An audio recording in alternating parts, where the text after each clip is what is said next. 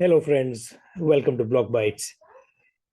Decentralization and trustlessness are the cornerstones of public blockchain infrastructure. However, does it matter if access to these chains is centralized? Today, when you open up Metamask, the most widely used wallet, to connect to a blockchain like Ethereum, your access request, also called an RPC or remote procedure call, goes through a set of centralized servers called endpoints, which are controlled by a private enterprise, Infura. Centralized entities like Infura realize that access to these chains require running a blockchain node, which is not easy. And so they created a set of endpoints on Amazon Cloud, using which users and applications can seamlessly interact with any blockchain they require. Why is this a problem? Being centralized has its cons. Let's see a few examples.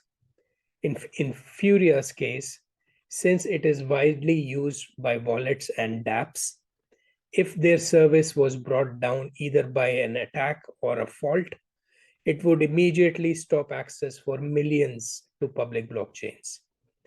This happened in April of last year when endpoints related to several chains, including Ethereum, Optimism, Polygon, Filecoin, and Arbitrum, went down due to a technical problem.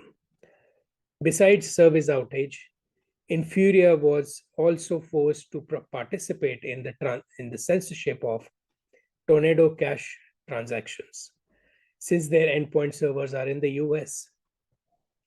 In the past, Infura has had to disable its service in several countries in compliance with the sanctions put by the US government on these countries. And finally, in November last year, Infura announced that it would be collecting IP and wallet addresses for those using their endpoint in Metamask, which sparked fears of privacy within the Web3 community. So what is the alternative? The best alternative would be for blockchains to make it easy for users to run a node and use it for all interactions. But this is not the case. Not only is running a node difficult, but it also means that one has to run nodes for all the different blockchains they wish to access, which can further complicate things. What is needed is a decentralized version of Infura. Ankr and Pokt network are two blockchains that do just that.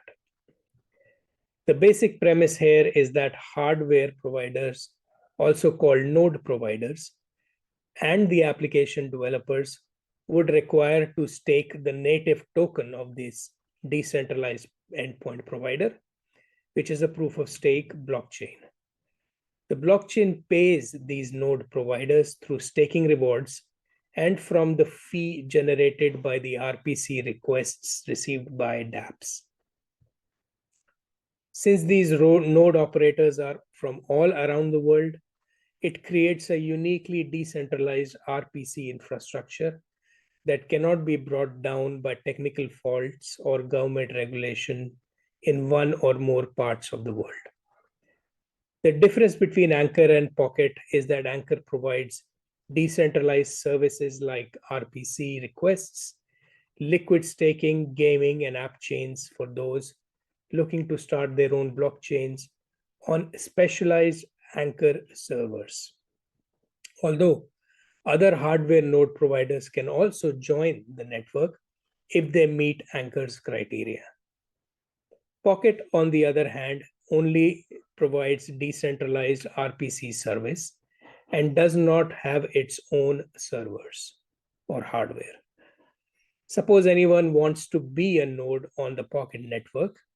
In that case, all they need is a server connected to the internet capable of running the Pokt software. Since Pokt has successfully created its own decentralized set of node providers, they are being used as a node provider by Ankr itself. A mutually beneficial collaboration that further decentralizes the RPC service provider market. Creating a decentralized blockchain-based Web3 infrastructure takes work. Still, Ankr and Pokt have accomplished this difficult task and are gearing towards more and more adoption. Regarding the number of requests handled per day, both Ankr and Pokt fall far behind Infura and other centralized RPC service provider Alchemy. Still, with the advantages of cost, reliability, and decentralization squarely in favor of Ankr and Pokt, you can expect them to only increase their market share from here. And if you are a Metamask user, you could show your support by changing your endpoint RPC with either Ankr or Pokt using their documentation.